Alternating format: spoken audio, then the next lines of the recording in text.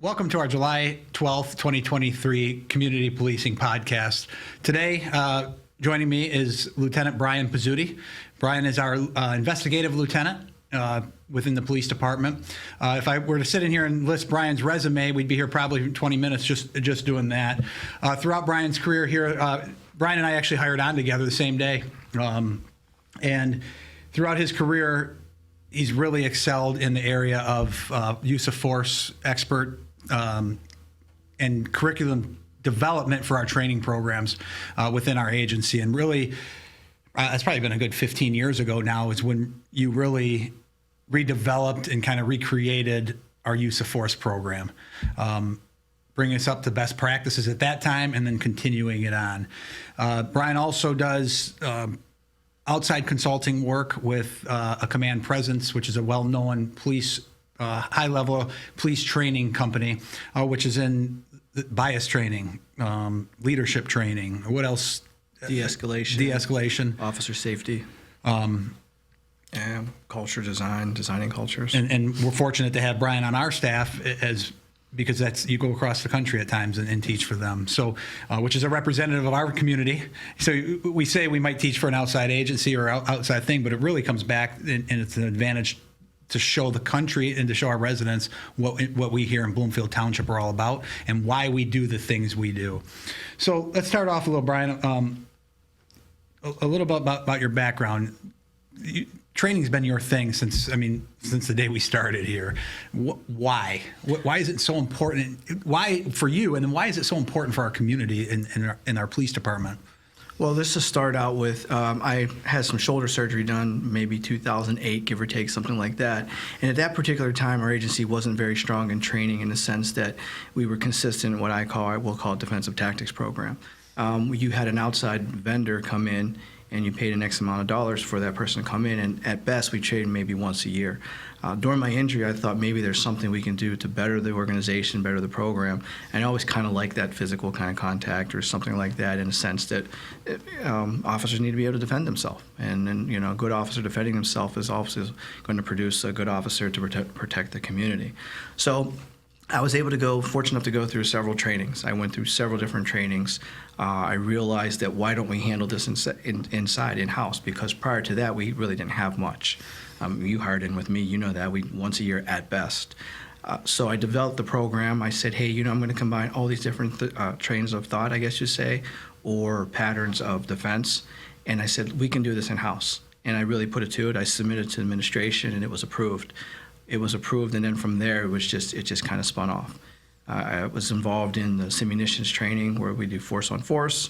I was basically a role player, got shot up a bunch, several times before I was given the opportunity to go to instructor school. So I got involved in that. That kind of led into TASER, which is another one of our intermediate tools that we use. So I went into TASER, so defensive tactics, TASER. And one of the biggest things that as I progressed in my career, I really studied and developed, or not so much developed at that time, studied the idea of leadership and how important leadership is in an organization. And I really had a strong influence in that. And I was fortunate enough where a few years ago, I was able to go to a Command Presence class. It was a trainer course. It was a de-escalation course. And in order to, graduate or finish that course, you had to do teachbacks. And if you don't know, teachbacks is taking the material that are presented through the week and then teaching back to the instructors so we can fully understand it. I did that, and I was approached by the president of the company. He said I really did a really good job. Several months later, he reached out to me. We had a meeting over breakfast, and he offered me a position. And we talked about one of the things that I strongly believe in is in mentorship, and mentorship not only for officers, new officers, but for leadership. So we discussed that, and then we had a conversation, and I signed a contract, and I've been teaching with them for almost 2 years now. Yeah, and again, that's the benefit to our agency because you can bring back what you learned there. And again, the quality of instructors through there is really second to none, right? And we talk about the best standards. One of the things I think that we have to discuss as well is I think sometimes there's a perception when you think about law enforcement, we think of running a gun and training all the time, right? But there's a lot more to building a foundation of the street level police officer from the day they start till they make it to 10, 15 years on the job. most people just don't understand how much we actually train, not just on defensive tactics and the importance of that type of training, like a mentorship program. Let's talk about that. Why would that be so important to a new officer? Well, the biggest thing of a new officer, for example, I'll just use myself, for example. I'm not originally from the area of the state of Michigan. When I moved here, I knew nothing. I didn't even know where to go to eat. I mean, I was taking the long way to the academy. I was taking the long way everything. And having somebody that I will just say non-judgmental, developing those relationships, establish that foundation in the organization that you're in. We'll say for obviously our Bloomfield Township Police Department, that's paramount. And having those relationships, giving somebody the ability to say, hey, I feel comfortable without being judged, we'll say. Everything from the importance of where do I even need to do banking? I don't even know where am I supposed to do banking? Where am I supposed to live? I have a family. What's a great place to live? We pride ourselves in this tradition or the idea of being family, and we're close knit. So I believe the idea, this development, the starting of a mentorship program begins there. And not only do you develop them as a person, but you develop them as a professional, and it also obviously going to carry out to the end result is a better relationship with the community. And coming into law enforcement, we all did it. Like you said, you came from somewhere else, but we all start usually at a younger age. We're starting to see sometimes now some lateral transfers or people in maybe later in life deciding after another career coming into law enforcement. But the majority of the people we're hiring are out of the academy. And Bloomfield Township, we've talked in the past on podcasts about we require a bachelor's degree. So the people we're hiring or the officers we're hiring are usually early 20s because they've had to spend their time in college.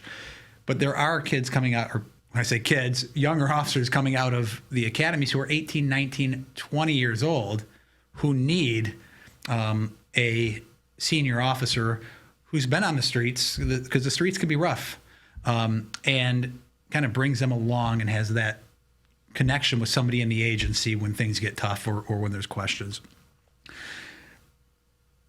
Obviously, over the last few years, and I've touched on it on several other podcasts, are the polarizing incidents across the country. And we don't have to go step by step through each one of them.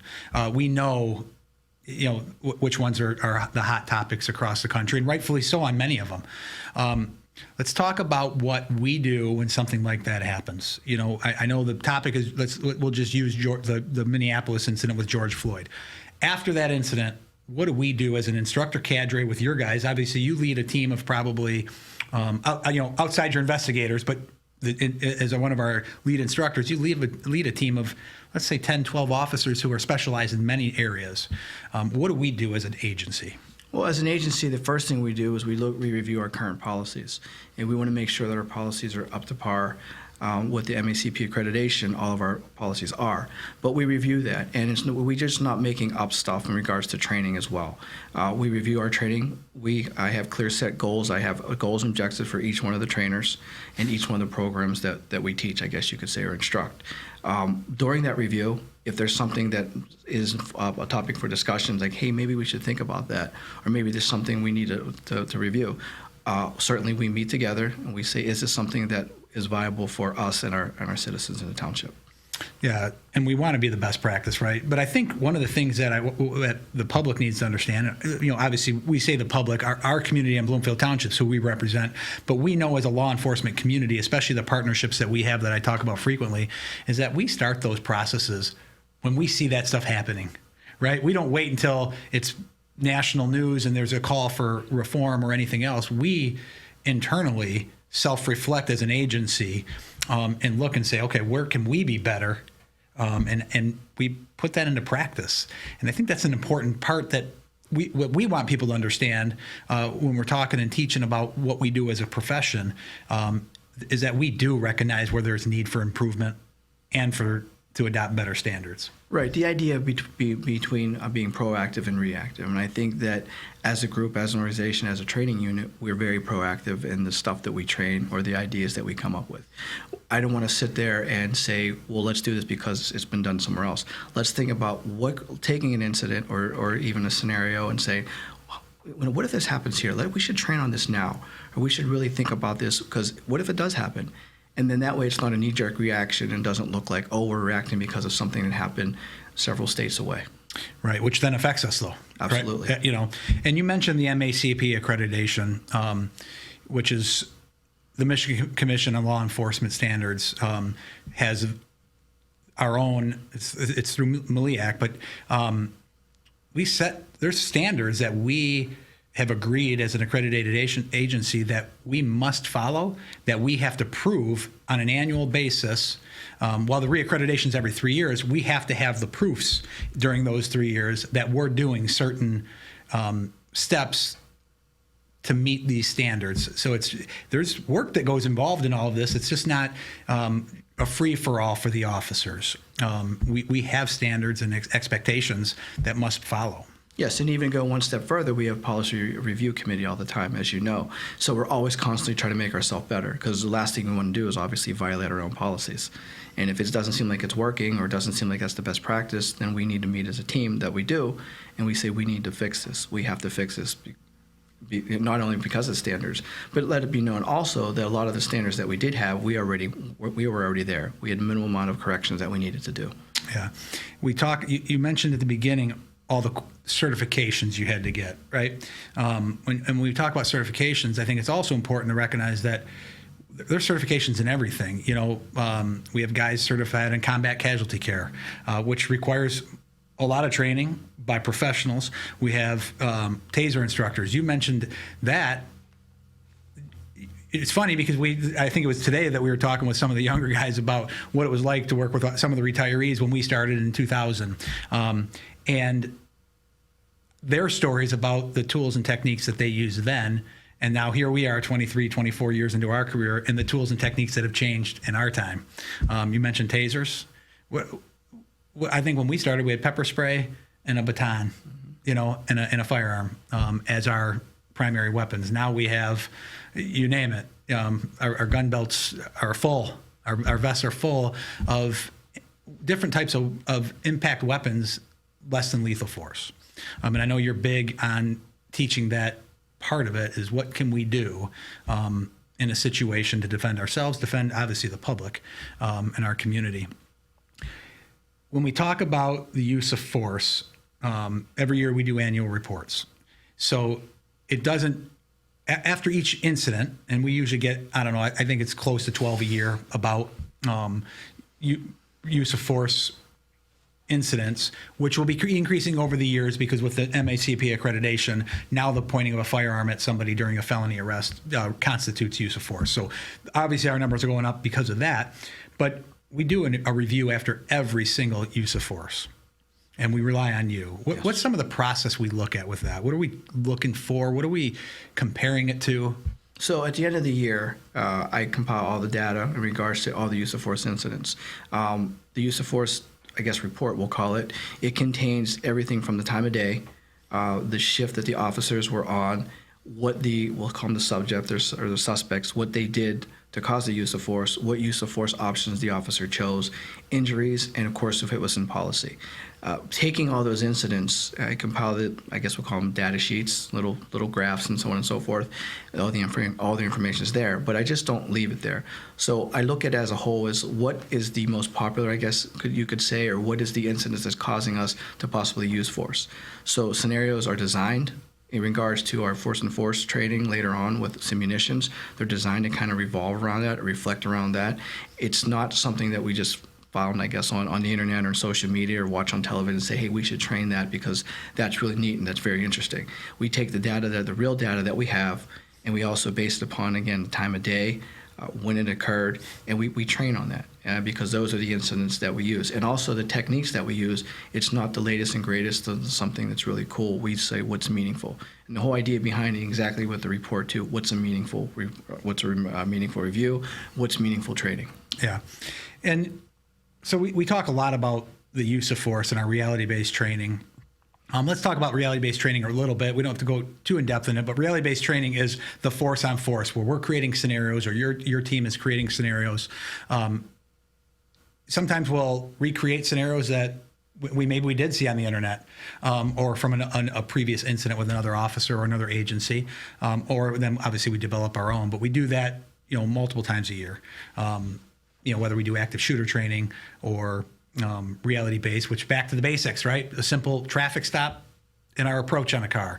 Or, those are things that we still teach, I want to say frequently. and the value they have to them. But we talk a lot. We always focus, it seems, on the force on force training, but there's so much more to our training than just that. We talk about leadership training, and I think you can test it. We talk leadership at Bloomfield Township every day. I think we meet on our Tuesday morning executive level meetings, and we talk leadership probably an hour of it, at minimum, because we expect our road patrol officers at the line level who are out every day answering the calls for service that you and I no longer really do. But we expect them to be leaders on the road too. Let's talk a little bit about leadership and the importance of it, because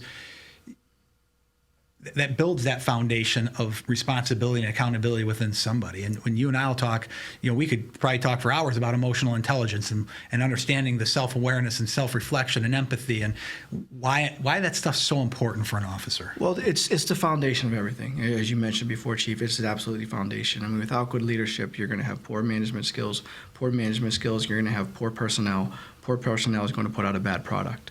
And our bad product is, again, a service to the community. Leadership is the foundation for everything that we have, that we exist as an organization. And it's all going to start, whether it's leadership in a training cadre, whether it's leadership at the shift level, whether it's leadership, and you and I talked about this before, that leadership starts from the minute you walk into the door, the minute you say, I swear, you take your oath to uphold the law of Bloomfield Township, state of Michigan, you become a leader. Whether it's a formal rank or not, you're absolutely a leader. And I think without that, without even the small little things of doing the right thing all the time when no one's looking, I mean, that's important. And that's when we talk about the mentorship program, and to just go back to that, that's where it has to start. It has to start from the minute you walk in here to this agency. That's what we represent. And I think without the leadership, unfortunately, a lot of agencies across the United States, they struggle in that.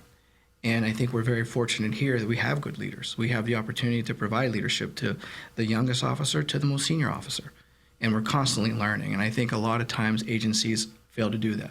We kind of talked briefly about it just prior to this, is that you cannot stop learning. You learn every day.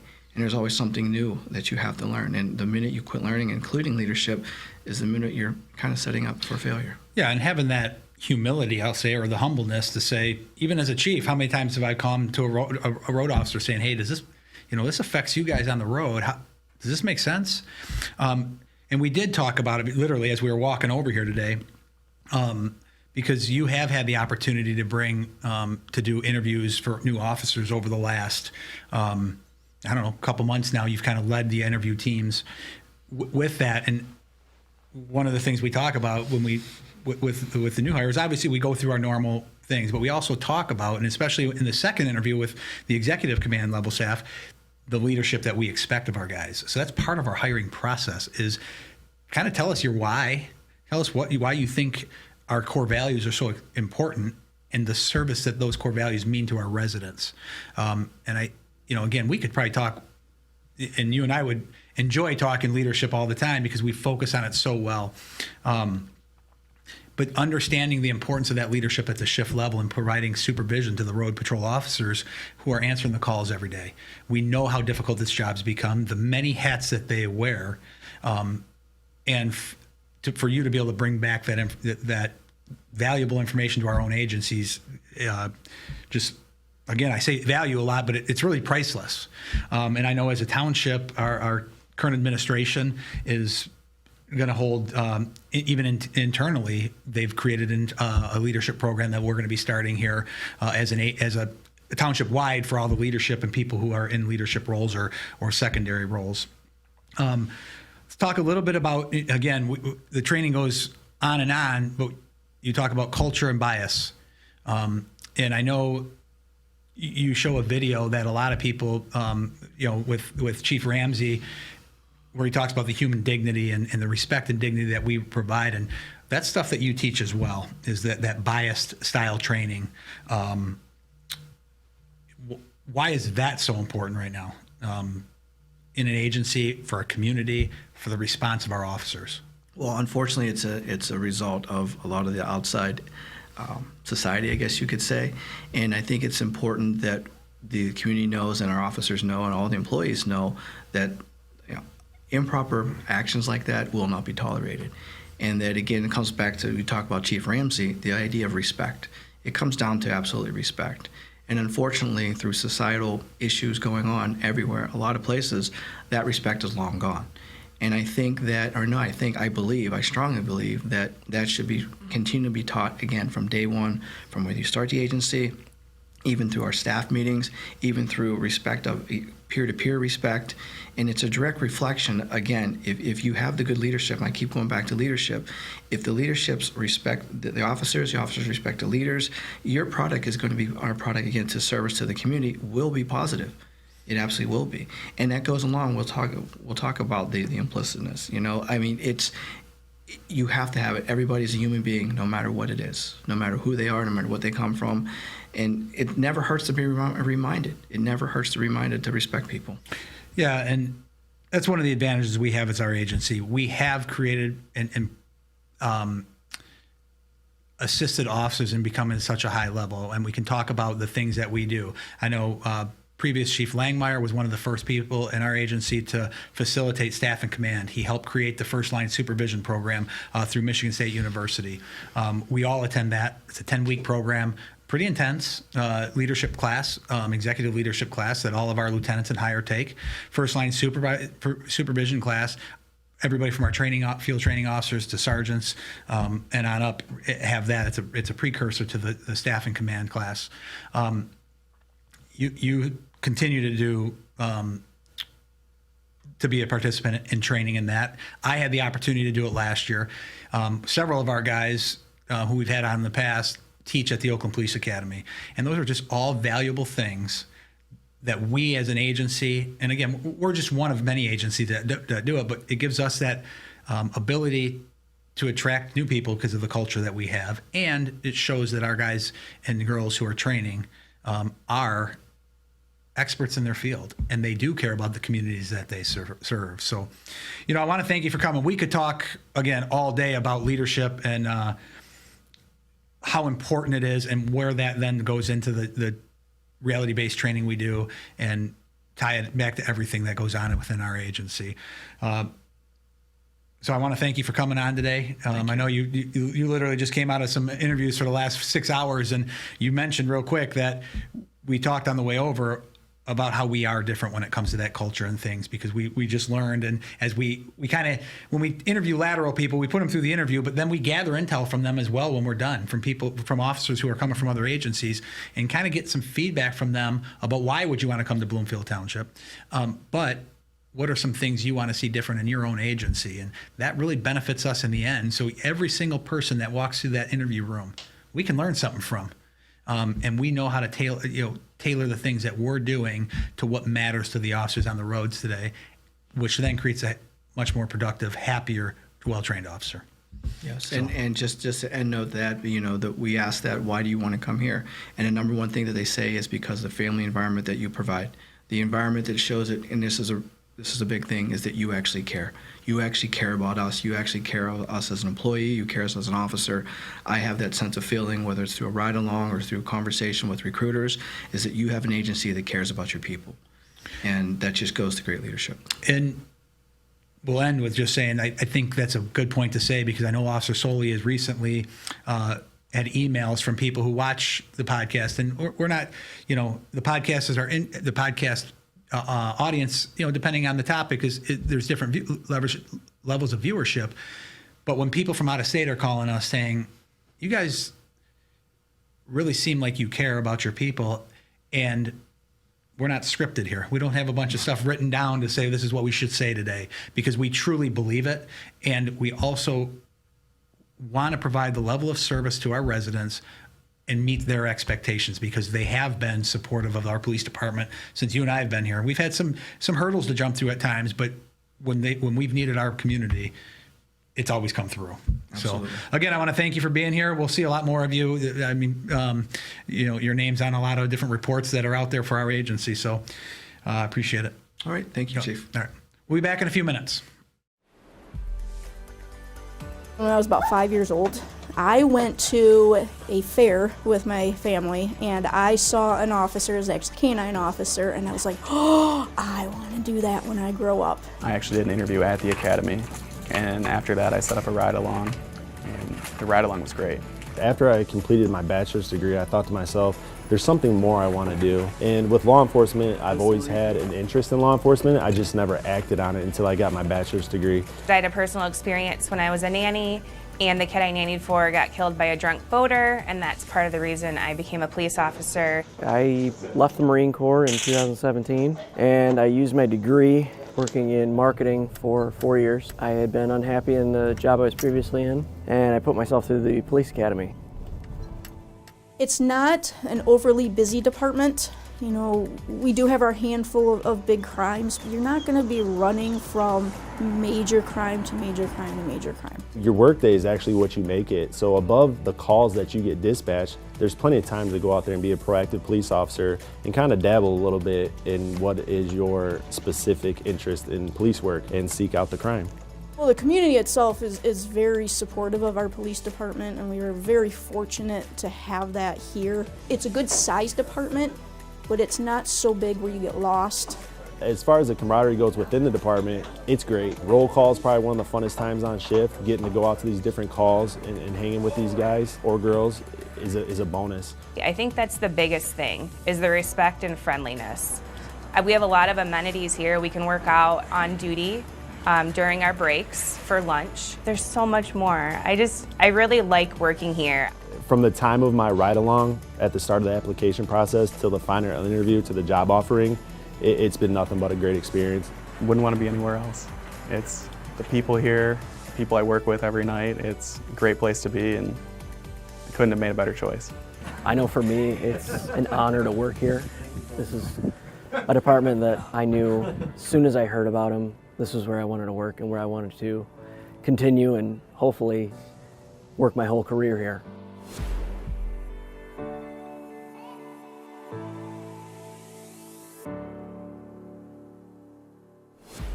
Welcome back to our Community Policing Podcast.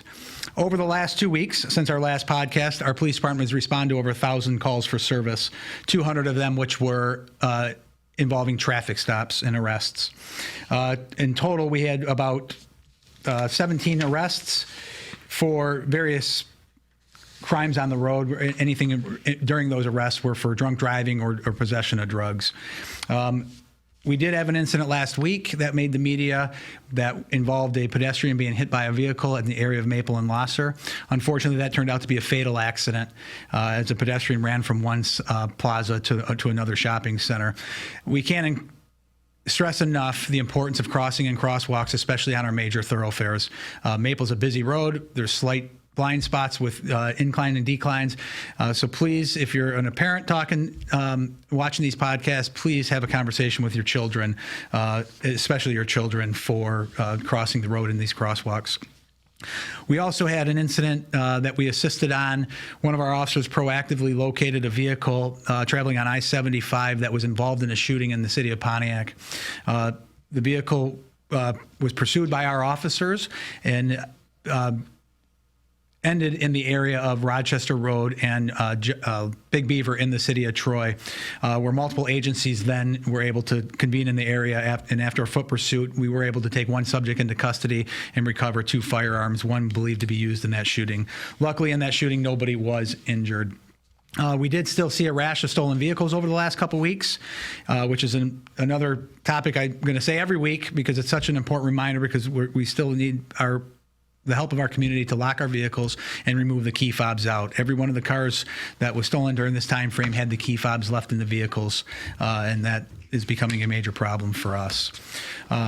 We do have some events coming up in the near future that you'll be hearing about. We have a mass casualty training incident that we'll be talking about with our community, and also the Dream Cruise is coming up as well.